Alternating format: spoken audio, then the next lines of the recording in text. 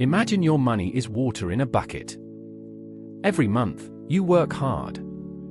You put in the hours. You earn your paycheck. You pour that money into your bucket, hoping it will fill up and stay full. But somehow, no matter how hard you work, no matter how much you earn, the bucket always seems lower than you expected when you check it at the end of the month. So you do what modern life suggests. You download a budgeting app. You connect your accounts. You watch as the app analyzes your spending and produces beautiful charts and colorful graphs. The app shows you a screen that basically says, "Yep, your bucket is leaking. Here is a picture of all the leaks. Good luck." Cool. Thanks. That helps a lot. But here is the problem. The app did not fix the leak. It just drew a picture of it. It showed you where the water went, but it did nothing to stop the water from leaving. You still have the same bucket. You still have the same holes. You just have a nicer diagram of your problem. Now imagine another country. A place where people don't just track leaks after they happen. A place where they build a different kind of bucket from the beginning, one that doesn't leak in the first place. A place where the default settings of spending and saving are completely different from what most of us grew up with. That country is Japan. And today I am going to show you the simple system they have used for over 100 years. A system that started with a paper notebook invented in 1904. No app. No algorithm. No monthly subscription. No notifications. Just paper and a pencil. And this simple system still outperforms many of the most sophisticated modern budgeting tools available today. My name is Mike, and if your budget works perfectly in theory but never seems to work in real life, if you have tried apps and spreadsheets and calculators and still feel like you never know where your money went, stay with me. Because the problem is not your discipline. The problem is not that you are bad with money. The problem is your default settings. The habits and assumptions you absorbed without even realizing it. And once you change those, everything changes. Part 1. Same planet, different money operating system. Let's start with a comparison that might surprise you. A comparison that shows how differently money can work depending on where you live and what you grow up believing. In many Western countries, the personal savings rate, the percentage of income that people manage to keep instead of spend, has been declining for decades.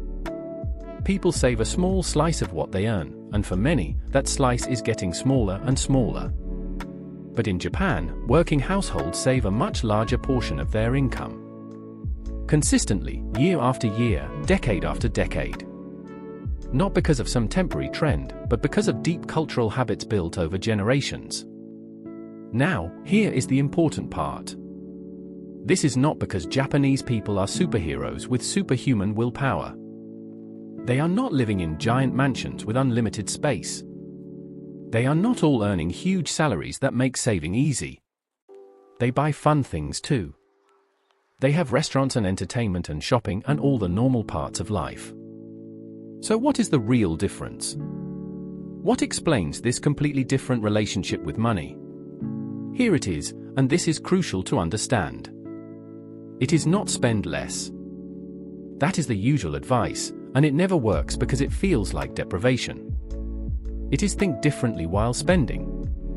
It is a completely different mental approach to what happens in the moment when money leaves your hand. That one difference, thinking differently instead of just trying harder to spend less, changes everything about how money works in your life. Part 2. Why most budgets fail, and it is not your fault. Let's meet someone typical.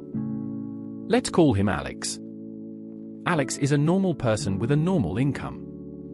He has a job, pays his bills, has a social life, buys things he needs and things he wants. He is not reckless with money. He does not gamble or make obviously stupid decisions. He is just an average person trying to get by. One day, Alex decides he needs to get serious about saving. He downloads a popular budgeting app, the one everyone recommends. He connects his bank accounts. He sets up categories for his spending.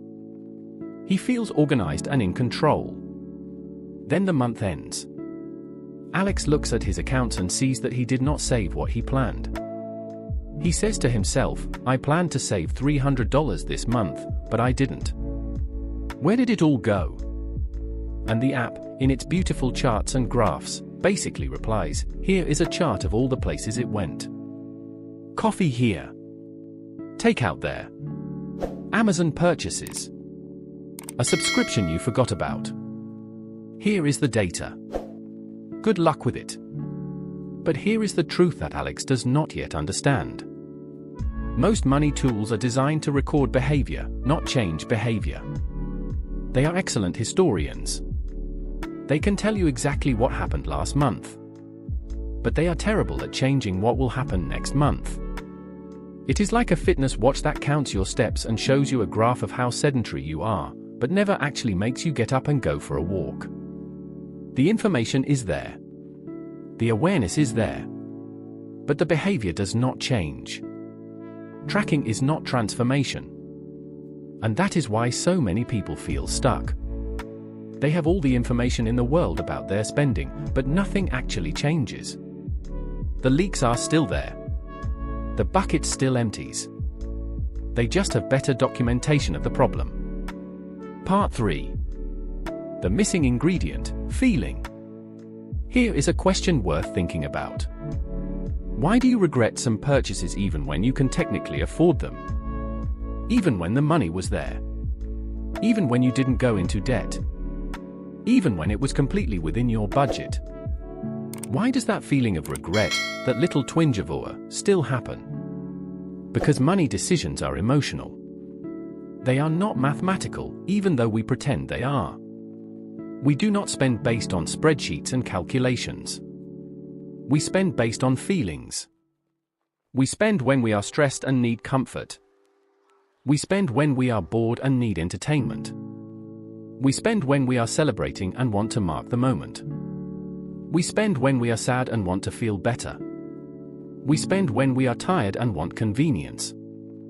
We spend when we tell ourselves we deserve it after a hard week. We spend when we see everyone else has something and we feel left out. Apps show numbers. Numbers are cold and logical. But behavior changes when you feel the cost. When you actually feel in your body what it means to trade your time and energy for something that might not be worth it. Japan has a concept that makes people feel the cost. It is not a rule written in a book. It is not a lecture from a parent. It is a feeling that arises naturally from the culture. And that feeling changes everything about how money is spent. Part 4. The ouch word that changes spending. Japan has a famous idea that is often translated into English as what a waste. But the real meaning is deeper than those simple words.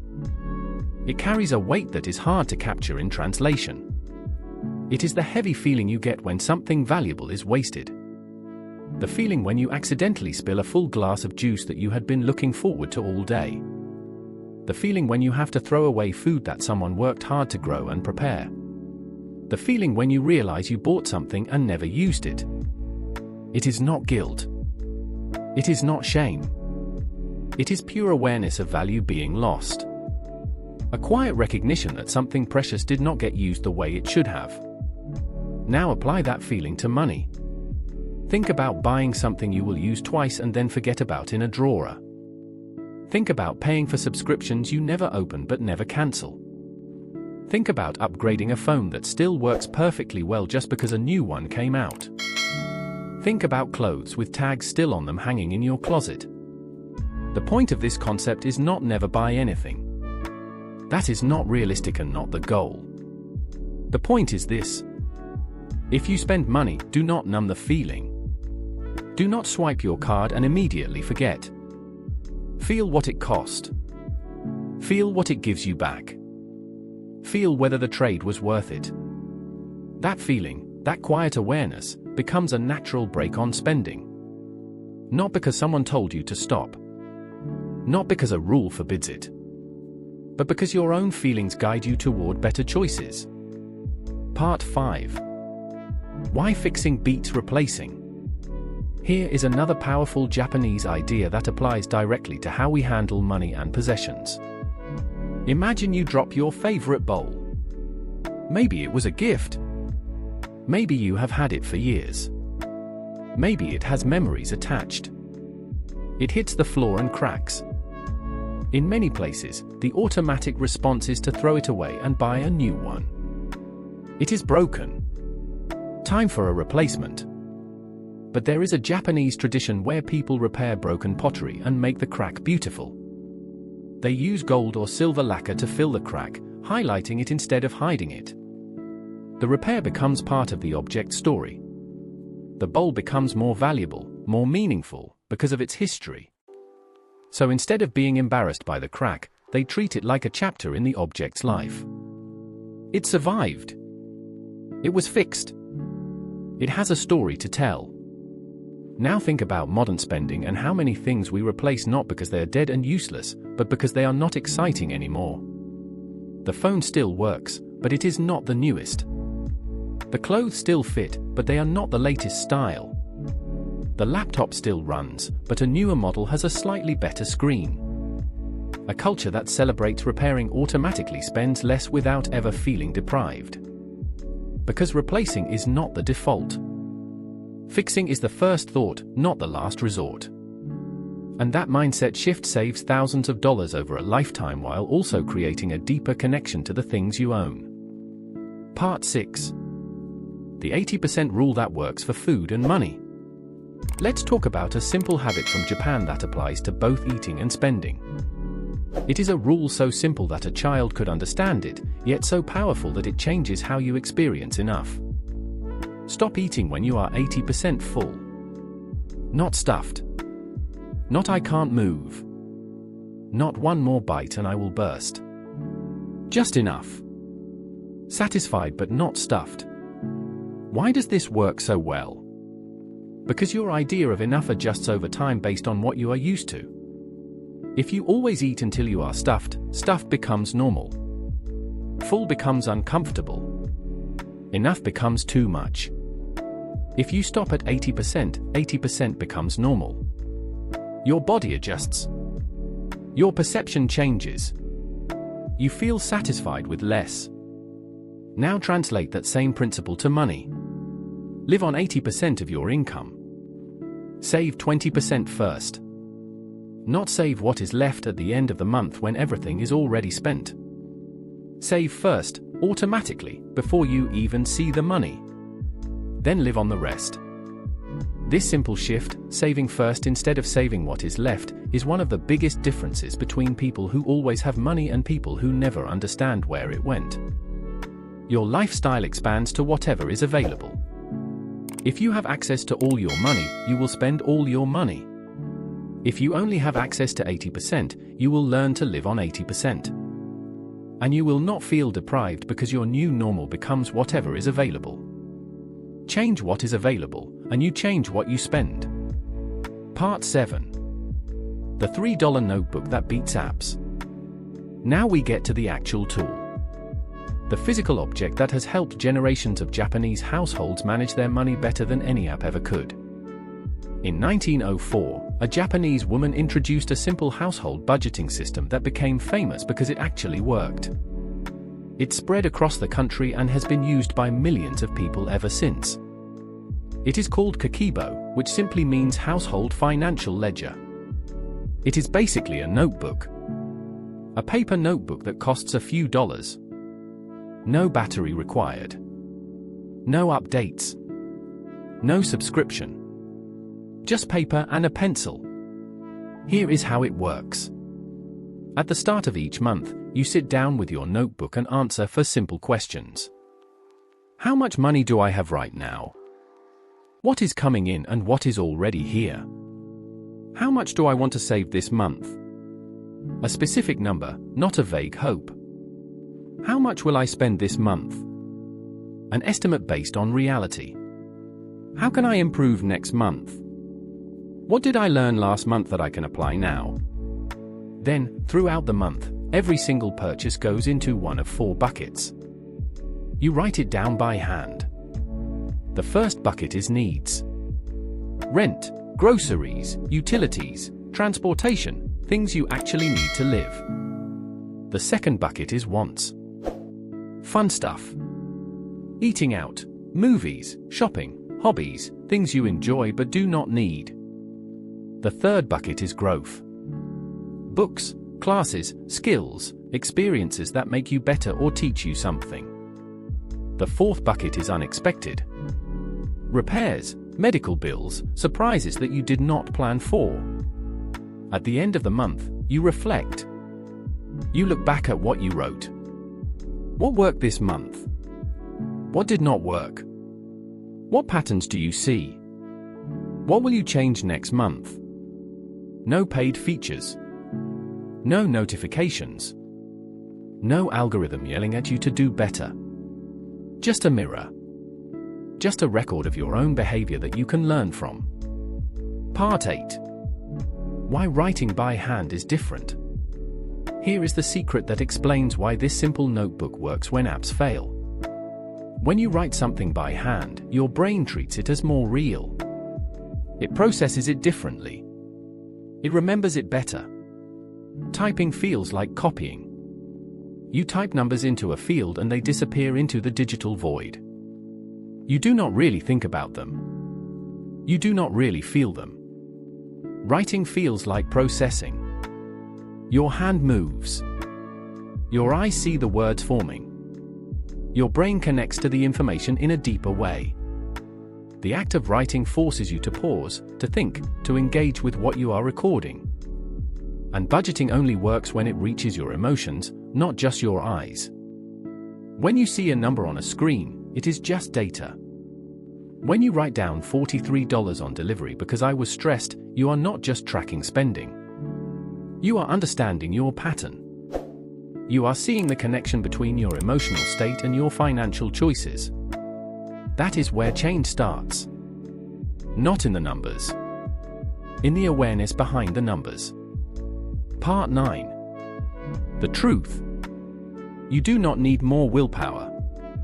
Let's end with the truth that ties everything together. The truth that might be the most important thing in this entire video. Japan did not build strong saving habits because Japanese people are more disciplined than everyone else. They did not wake up every morning with superhuman willpower. They did not white-knuckle their way through life resisting temptation. They built a system where the smart choice feels normal. Where the wasteful choice feels uncomfortable. Where saving happens first automatically. Where spending is done with awareness instead of autopilot. They changed the default settings. And when you change the defaults, you do not need willpower. You just need to follow the system. You do not need to move to Tokyo to make this work. You do not need to become a different person. You need to change your defaults. You need to build a system that makes saving easy and waste feel wrong. That is what this video is about. That is what this channel is about. Not shame. Not guilt. Not you should try harder. But systems and psychology that actually work for normal people. If this video made you rethink how you use your money, if it made you consider that the problem might not be you but the defaults you inherited, hit subscribe and join this channel. Because here we do not shame people for bad discipline. We expose the systems and the psychology behind spending so you can build habits that actually work. And if you want, comment below and let me know if you would like a simple one-page Kakebo template you can print and use today. I can make one and share it with this community. Thank you for watching. I will see you in the next video.